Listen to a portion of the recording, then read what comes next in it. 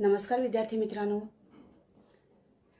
मित्रांनो, कोविड-19च्या या सद्यस्थितीत आपल्या शाळा बंद असल्या तरी आपले शिक्षण चालूच आहे आणि त्याच अनुषंगाने बृहन्मुंबई महानगरपालिका शिक्षण विभाग व्हर्च्युअल ट्रेनिंग सेंटरच्या माध्यमातून व्हिडिओ थ्रू आपण आज भेटणार आहोत। मी नीलिमा कदम, आपली व्हर्च्युअल शिक्षिका।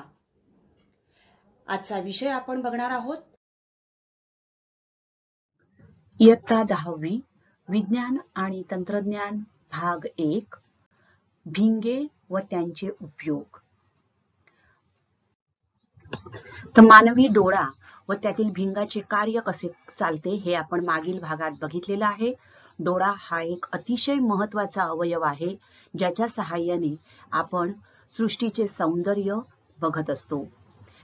डोळ्याचे विविध भाग श्वेतपटल, पारपटल, नेत्रभिंग, बाहुली, बुबुळ आणि हे संयोजी स्नायू आणि त्याचबरोबर ज्या ठिकाणी प्रतिमा तयार होते ते हे दृष्टिपटल। थोडक्यात आपण मानवी डोळ्याचे विविध भाग बघितले। मानवी डोळ्यावर असलेल्या अत्यंत पातळ पारदर्शक पटलाला पारपटल असे म्हणतात। या पटलाच्या मागे गडद मांसल पडदा असतो, त्याला बुबुळ असे म्हणतात। बुबुळाच्या मध्यभागी बदलत्या व्यासाचे एक छोटेसे छिद्र असते, त्याला डोळ्याची बाहुली असे म्हणतात। डोळ्यात प्रवेश करणाऱ्या प्रकाशाचे नियंत्रण करण्यासाठी या बाहुलीचा उपयोग होतो। त्यानंतर भिंग, स्फटिकमय भिंग त्याच्या नाभीय अंतराची सूक्ष्म अदलाबदल करते आणि या भिंगामुळे डोळ्याच्या आतील पडद्यावर वास्तव व उलट प्रतिमा तयार होते। नाभीय अंतरामध्ये आवश्यकतेनुसार बदल करण्याची भिंगाची जी क्षमता असते त्या क्षमतेला समायोजन शक्ती असे म्हणतात। निरोगी मानवी डोळ्यासाठी निकट बिंदू हा डोळ्यापासून 25 सेंटीमीटर अंतरावर असतो। त्यानंतर या समायोजन शक्तीमध्ये जर काही बिघाड झाला तर जे काही दृष्टिदोष निर्माण होतात ते दृष्टिदोष 3 प्रकारचे आहेत। पहिला आहे निकट दृष्टिता। या दोषामध्ये मानवी डोळा जवळपासच्या वस्तू व्यवस्थित पाहू शकतो, पण दूरच्या वस्तू स्पष्टपणे पाहू शकत नाही। योग्य नाभीय अंतर असलेला अंतर्गोल भिंगाचा चष्मा वापरून निकट दृष्टिता या दोषाचे निराकरण करता येते। दूरदृष्टिता या दोषामध्ये मानवी डोळा दूरच्या वस्तू व्यवस्थित पाहू शकतो, पण जवळच्या वस्तू व्यवस्थित पाहू शकत नाही। योग्य नाभीय अंतर असलेला बहिर्गोल भिंगाचा चष्मा वापरून दूरदृष्टिता हा दोष घालवता येतो। आणि तिसरा आहे रुद्ध दृष्टिता।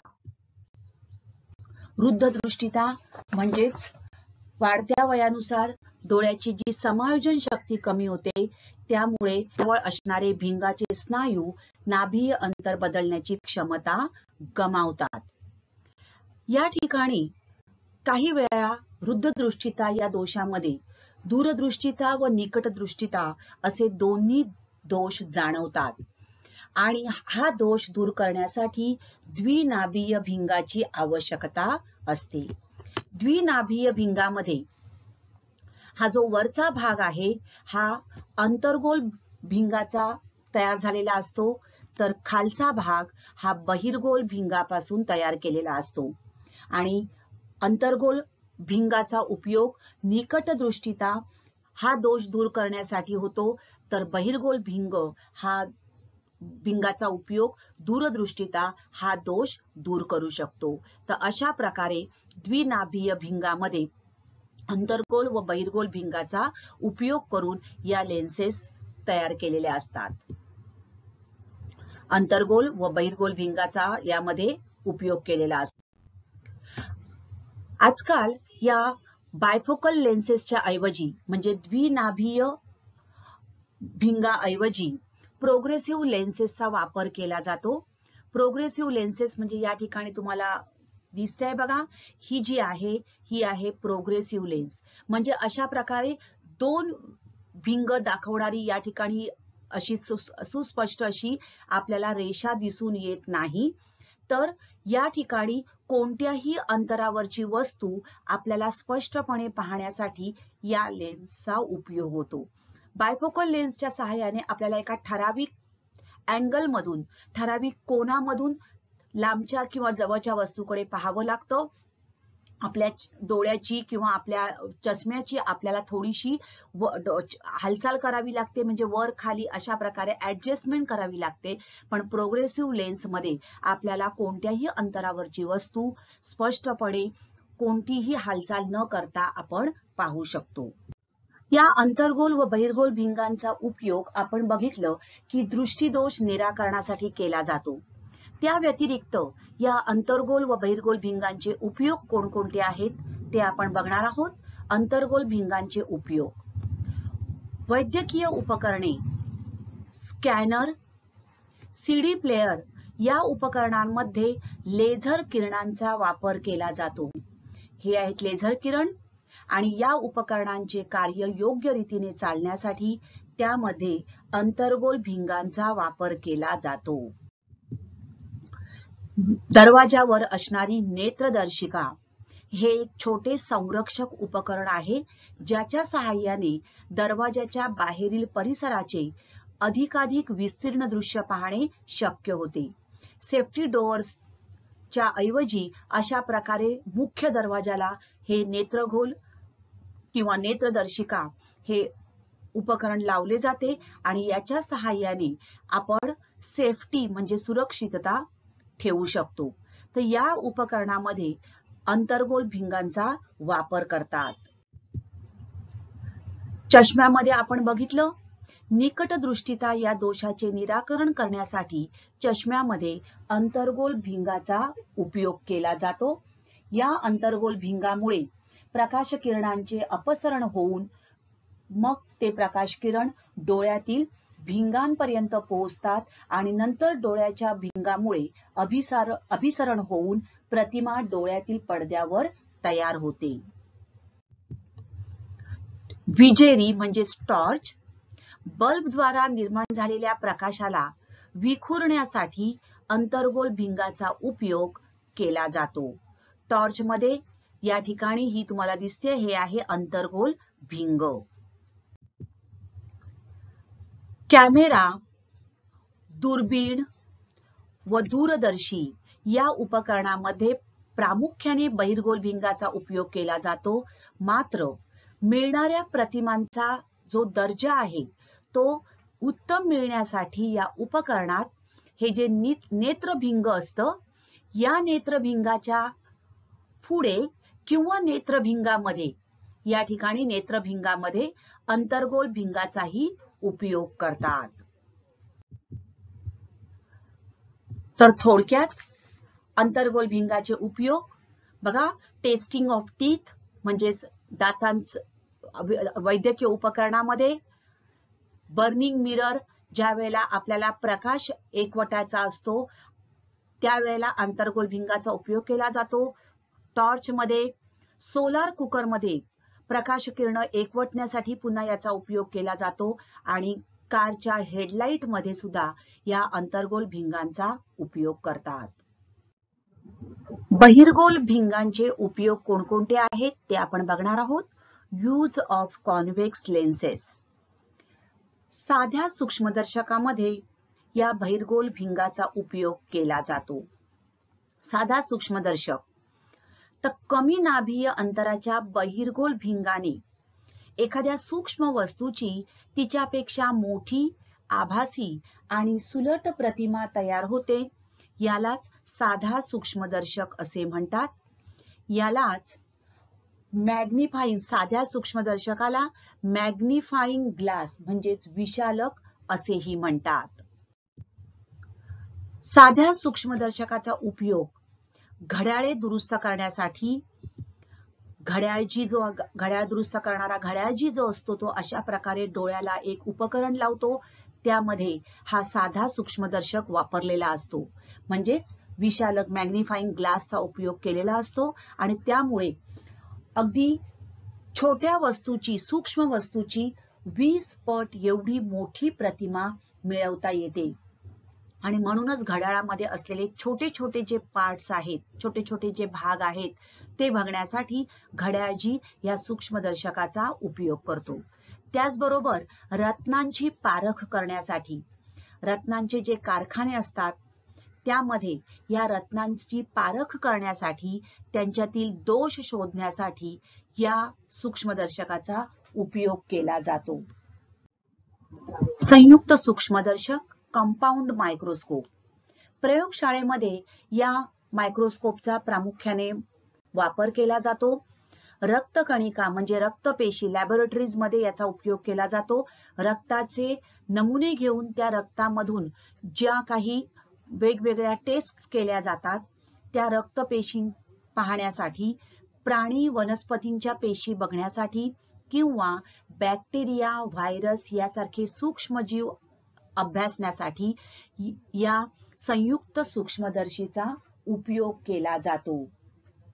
साध्या सूक्ष्मदर्शकाने या ज्या अतिसूक्ष्म अशा वस्तू आहेत या पुरेशा विशालित होत नाहीत आणि त्यामुळे त्यांचा अतिसूक्ष्मपणे अभ्यास करण्यासाठी या संयुक्त सूक्ष्मदर्शीचा उपयोग करतात. संयुक्त सूक्ष्मदर्शक हा अतिसूक्ष्म वस्तू पाहण्यासाठी वापरला जातो.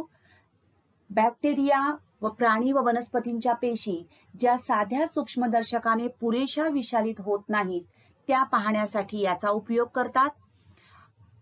हा नेत्रिका व पदार्थ भिंग अशा दोन बहिर्गोल भिंगांचा बनलेला असतो. या ठिकाणी तुम्हाला दिसतंय हे एक बहिर्गोल भिंग आहे आणि हे दुसरं आहे. तर या दोन बहिर्गोल भिंगांचा हा बनलेला असतो. पदार्थ भिंगाचा छेद हा लहान असतो व त्याचे नाभीय अंतरही कमी असते. नेत्रिकेचा आकार मोठा असून त्याचे नाभीय अंतर जास्त असते आणि या नाभीय अंतर आणि पदार्थ भिंगाशी तुलना करता हे नाभीय अंतर जास्त असते आणि या अशा प्रकारे दोन भिंग वापरल्यामुळे दोन भिंगांच्या एकत्रित परिणामाने अधिक विशालन म्हणजे वस्तू अधिक विशालित करून आपल्याला पाहता येते. एका भिंगाने तयार झालेली प्रतिमा ही दुसऱ्या भिंगासाठी वस्तू ठरते आणि दोन्ही भिंगांचे अक्ष एकाच सरळ रेषेत येतील असे ठेवले जातात. एका धातूच्या नलिकेमध्ये ही दोन्ही भिंगे अशा रीतीने बसवलेली असतात की त्यांच्यामधील अंतर आपल्याला बदलता येते आणि अशा प्रकारे हे अंतर ऍडजस्ट करून आपण एखादी सूक्ष्म वस्तू अतिविशालित करून पाहू शकतो. त्यानंतर बहिर्गोल भिंगाचा उपयोग दूरदर्शी किंवा दुर्बीण मध्येही केला जातो. दुर्बीण किंवा दूरदर्शी या अतिदूरच्या वस्तू स्पष्टपणे व विशालित स्वरूपात त्याच्या बारकाव्यासह पाहण्यासाठी प्रामुख्याने वापरल्या जातात. तर ग्रह, तारे यासारख्या खगोलीय वस्तू पाहण्यासाठी जो दूरदर्शक वापरला जातो त्याला खगोलीय दूरदर्शक असे म्हणतात. दूरदर्शकाचे दोन प्रकार आहेत. एक आहे अपवर्तनी दूरदर्शक. यामध्ये प्रामुख्याने भिंगांचा वापर केला जातो. यामध्ये लेन्सेस वापरल्या जातात, भिंगांचा वापर केला जातो. आणि दुसरा आहे परावर्ती दूरदर्शक. यामध्ये आरसे बघा स्मॉल मिरर तसंच भिंग या दोन्हींचा वापर या परावर्ती दूरदर्शकामध्ये केला जातो. बहिर्गोल भिंगांचा उपयोग वेगवेगळ्या प्रकाशीय उपकरणांमध्ये सुद्धा केला जातो. उदाहरणार्थ कॅमेरा, प्रोजेक्टर आणि वर्णपटदर्शक यासारख्या प्रकाशीय उपकरणामध्ये या बहिर्गोल भिंगांचा उपयोग केला जातो. कॅमेरामध्ये बघा simple diagram of a camera. या ठिकाणी कॉन्व्हेक्स लेन्स हे दिसते तुम्हाला, बहिर्गोल भिंग वापरलेला आहे. त्यानंतर प्रोजेक्टर. प्रोजेक्टर मध्ये सुद्धा बघा या ठिकाणी बहिर्गोल भिंग वापरलेला आहे. दिसते तुम्हाला या ठिकाणी हे प्रोजेक्शन लेन्स, हे बहिर्गोल भिंग या ठिकाणी वापरलं जातं. आणि वर्णपटदर्शक यामध्ये सुद्धा स्पेक्ट्रोग्राफ यामध्ये सुद्धा बहिर्गोल भिंगाचा वापर केला जातो. तर अशा प्रकारे कॅमेरा, प्रोजेक्टर, वर्णपटदर्शक यासारख्या प्रकाशीय उपकरणामध्ये बहिर्गोल भिंगांचा उपयोग केला जातो. तर भिंगे आणि त्याचा उपयोग यामध्ये पुढचा आपण आता भाग बघणार आहोत. दृष्टी सातत्य म्हणजे काय? विद्यार्थी मित्रांनो, बऱ्याच वेळेला आपण चित्रपट बघतो, दूरदर्शनवर विविध चित्रपट किंवा सिरियल्स बघतो. यामध्ये दृष्टी सातत्य या तत्वाचा उपयोग केलेला असतो. अशा प्रकारे आपण एक पुठ्ठा घेतला आणि पुठ्ठ्यावर एका बाजूला काय काढलेलं आहे चित्र? पिंजरा, रिकामा पिंजरा आपण चित्र काढून घेतलं. या पुठ्ठ्याच्या दुसऱ्या बाजूला आपण कोणत्याही पक्ष्याचं चित्र काढून घेऊ. हा पुठ्ठा एका दोऱ्याच्या सहाय्याने अडकवून त्या दोऱ्याला पीळ देऊन तो अशा प्रकारे आपण सोडून दिल्यानंतर काय दिसतंय बघा? प्रत्यक्षात पिंजरा आणि पोपट काय आहेत? पुठ्ठ्याच्या दोन विविध बाजूला आहेत, परंतु ज्या वेळेला आपण सोडतो त्यावेळेला आपल्याला तो पोपट त्या पिंजऱ्यात असल्याचा भास होतो. येस, भास होतो. म्हणजे काय होतं? तर दृष्टी सातत्य म्हणजे काय? एखादी वस्तू आपल्या डोळ्यासमोर म्हणजे नेत्रभिंगासमोर जेव्हा येते त्यावेळेला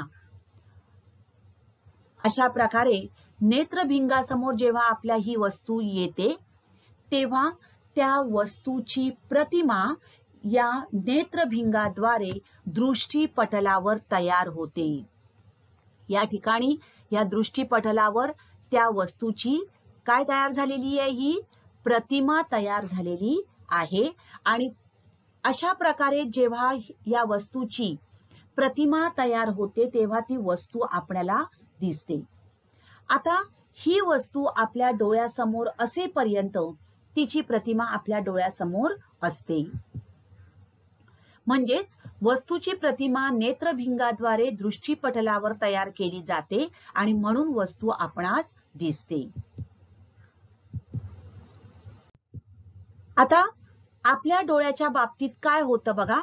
अशा प्रकारे आपल्या डोळ्यासमोर एखादी वस्तू आली, दृष्टीपटलावर त्या वस्तूची प्रतिमा तयार झालेली आहे. आता ही वस्तू डोळ्यासमोरून गेली, परंतु वस्तू दूर केल्यानंतर सुद्धा 1/16 सेकंदापर्यंत 1/16 सेकंड्स या प्रतिमेचा दृष्टीपटलावर परिणाम तसाच राहतो आणि यालाच दृष्टी सातत्य असं म्हणतात. म्हणजेच काही काळ दृष्टीपट संवेदना टिकून राहते. आपल्याला ती वस्तू या ठिकाणी प्रत्यक्षात नाहीये तरी सुद्धा तिची संवेदना टिकून राहते. यालाच दृष्टी सातत्य असे म्हणतात. तर दृष्टी सातत्य म्हणजे काय? तर बघा, वस्तूची प्रतिमा नेत्रभिंगाद्वारे दृष्टीपटलावर तयार केली म्हणून वस्तू आपणास दिसते. वस्तू जोपर्यंत डोळ्यासमोर असते तोपर्यंत तिची प्रतिमा दृष्टीपटलावर असते. वस्तू दूर केल्याबरोबर प्रतिमा सुद्धा नाहीशी होते. बरोबर, नाहीशी झाली पाहिजे. परंतु आपल्या डोळ्याच्या बाबतीत काय होतं? वस्तू दूर केल्यानंतर 1/16 सेकंदापर्यंत त्या प्रतिमेचा दृष्टीपटलावर असलेला परिणाम तसाच राहतो. म्हणजेच काही काळ त्या वस्तूची जी प्रतिमा आहे तिची संवेदना दृष्टीपटलावर टिकते आणि याच परिणामाला दृष्टी सातत्य असे म्हणतात.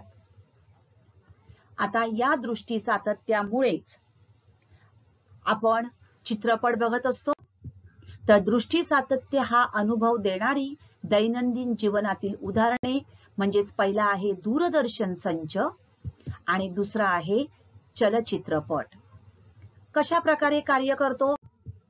तर चलचित्रपटाचं कार्य कसं चालतं बघा. चलचित्रपटाचे कार्य हे दृष्टी सातत्यावर आधारलेले आहे. यात गतिमान वस्तूची छायाचित्रे 1/16 सेकंदापेक्षा कमी कालांतराने घेतली जातात व त्याच वेगाने ती पडद्यावर प्रक्षेपित केली जातात. क्रमाने येणाऱ्या दोन चित्रांच्या मधल्या कालावधीत प्रकाश पडत नाही. प्रत्येक चित्र आधीच्या चित्रापेक्षा वेगळे असते. आधीच्या चित्राची संवेदना नष्ट होण्यापूर्वीच दुसरे चित्र पडद्यावर आल्याने दृष्टी सातत्यामुळे आपल्याला गतिमान वस्तू सलगपणे पाहत असल्याचा भास होतो. तर अशा प्रकारे हे चलचित्रपटाचं कार्य चालतं. दृष्टी सातत्य या तत्वाचा उपयोग चलचित्रपटामध्ये केला जातो. तर या चलचित्रपटाचं कार्य कसं चालतं ते बघा. या चित्रांची तुम्ही निरीक्षण करा. पहिलं चित्र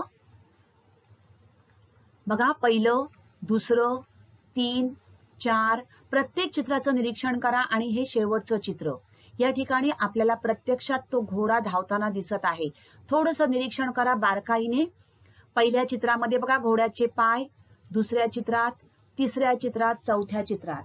म्हणजेच काय, तर हे गतिमान वस्तू आहे. तर या गतिमान वस्तूची छायाचित्रे प्रत्येकाचं चित्र वेगळं आहे. 1/16 1/16 सेकंदापेक्षा कमी कालांतराने ही चित्र घेतलेली आहेत आणि त्याच वेगाने ती पडद्यावर प्रक्षेपित केली जातात. आणि दोन चित्रांच्या मधल्या कालावधीत पडद्यावर प्रकाश पडत नाही. प्रत्येक चित्र आधीच्या चित्रापेक्षा वेगळे आहे. आणि त्यामुळे होतं काय, की आधीच्या चित्राची संवेदना नष्ट होण्यापूर्वीच दुसरं चित्र पडद्यावर येतं आणि दृष्टी सातत्यामुळे आपल्याला गतिमान वस्तू सलगपणे पाहत असल्याचा भास होतो. रंगाची जाण. आता रंग आपण बघतो, वेगवेगळे रंग आपण ओळखू शकतो. तर या रंगांची जाण आपल्याला कशी होते? मानवी डोळ्यातील दृष्टीपटल हे अनेक प्रकाश संवेदी पेशींचे बनलेले असते. हे दृष्टीपटल या ठिकाणी आहे आणि यामध्ये या अनेक प्रकारच्या प्रकाश संवेदी पेशी असतात. प्रामुख्याने या पेशी दंडाकार आणि शंक्वाकार अशा असतात. या आहेत शंक्वाकार पेशी आणि या आहेत दंडाकार पेशी. तर दोन प्रकारच्या प्रामुख्याने या पेशी असतात. दंडाकार पेशी ज्या असतात या पेशी प्रकाशाच्या तीव्रतेस प्रतिसाद देतात आणि मेंदूस प्रकाशाच्या तेजस्वितेची किंवा अंधुकतेची माहिती पुरवतात. ज्या वेळेला प्रकाश पडतो त्यावेळेला या दंडाकार पेशी त्याला प्रतिसाद देतात आणि त्यामुळे मेंदूला प्रकाशाच्या तेजस्वितेची किंवा अंधुकतेची कल्पना येते. तर शंक्वाकार पेशी ज्या आहेत या पेशी प्रकाशाच्या रंगाला प्रतिसाद देतात आणि दृष्टीपटलावरील प्रतिमेच्या रंगाची माहिती मेंदूस पुरवतात. प्रामुख्याने लाल, हिरवा आणि निळा दिसतोय तुम्हाला. हे 3 रंग या ठिकाणी आपल्याला दिसून येतात. तर दंडाकार आणि शंक्वाकार पेशी. दंडाकार पेशी प्रकाशाची तीव्रता आपल्याला दर्शवितात, तर शंक्वाकार पेशी रंगाला प्रतिसाद देतात. आणि त्यानंतर प्राप्त माहिती म्हणजे कोणकोणत्या रंगाची माहिती आहे, कोणत्या रंगाची ती वस्तू आहे, त्याप्रमाणे प्राप्त माहितीचे मेंदूद्वारे विश्लेषण केले जाते आणि वस्तूचे वास्तव चित्र आपल्याला दिसते. बघा रंगांची जाण आपल्याला कशी होते.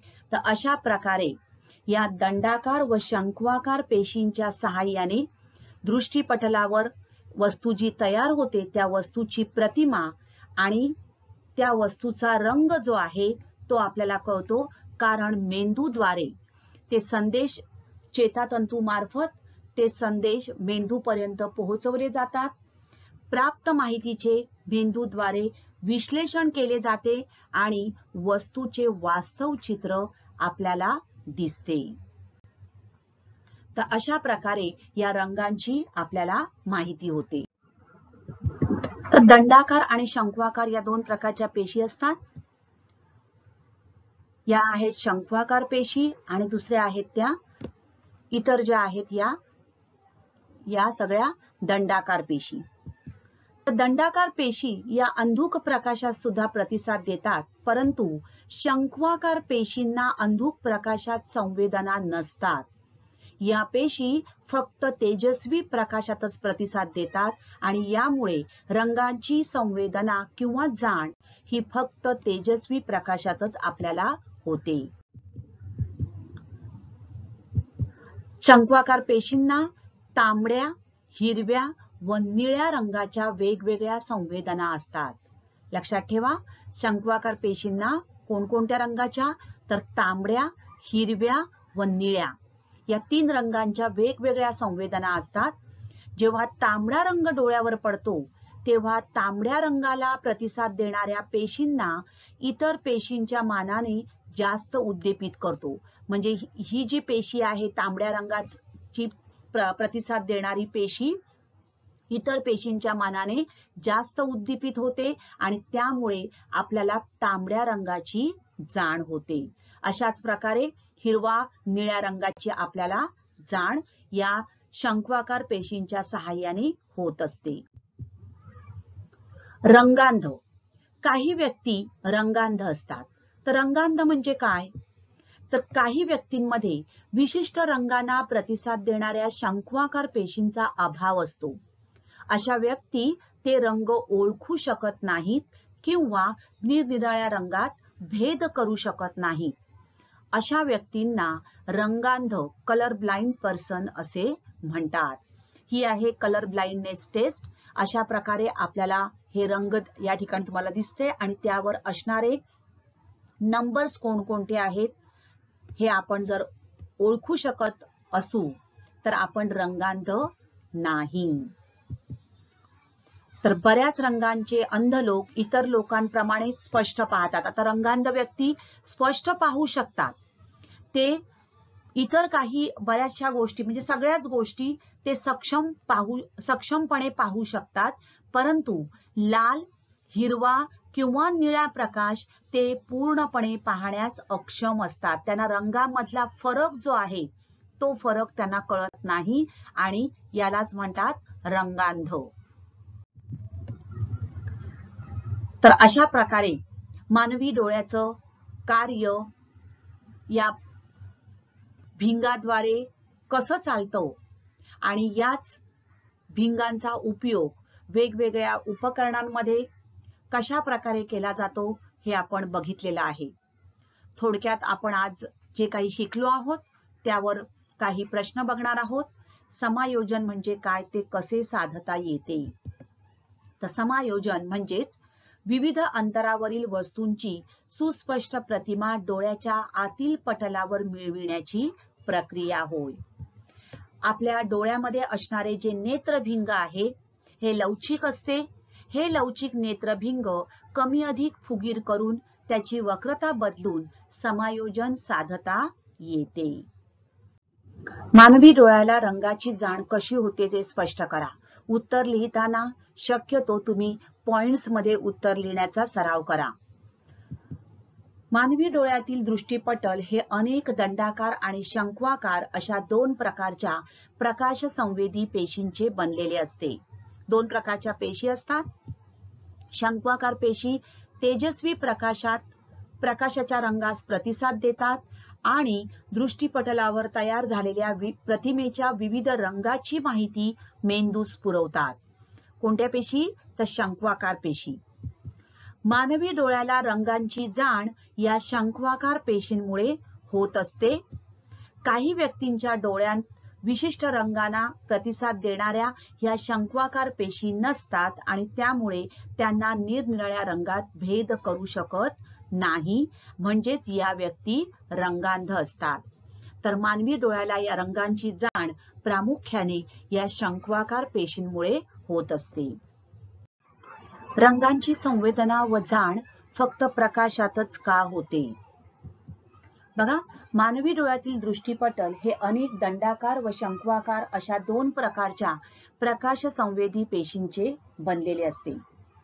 दंडाकार पेशी या प्रकाशाच्या तीव्रतेस प्रतिसाद देतात, तर शंक्वाकार पेशी प्रकाशाच्या रंगाला प्रतिसाद देतात. शंक्वाकार पेशी फक्त तेजस्वी प्रकाशाच्या रंगाला प्रतिसाद देतात. अत्यंत महत्वाचे आहे बघा, शंक्वाकार पेशी फक्त तेजस्वी प्रकाशाच्या रंगाला प्रतिसाद देतात. प्रकाश अंधुक असल्यास त्या कार्य करीत नाहीत.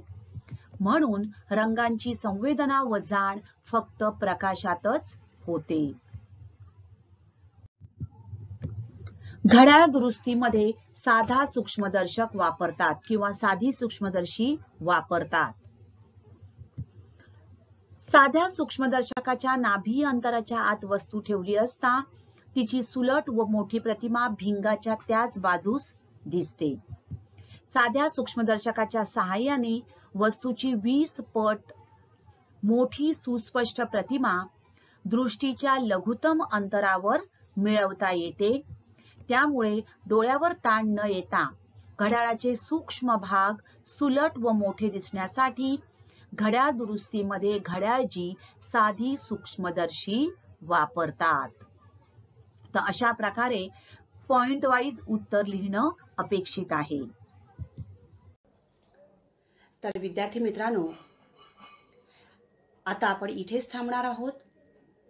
अशाच काही सुंदर सुंदर व्हिडिओ सहित पुन्हा भेटणार आहोत पुढच्या भागात. तोपर्यंत थँक्यू. घरी राहा, सुरक्षित राहा.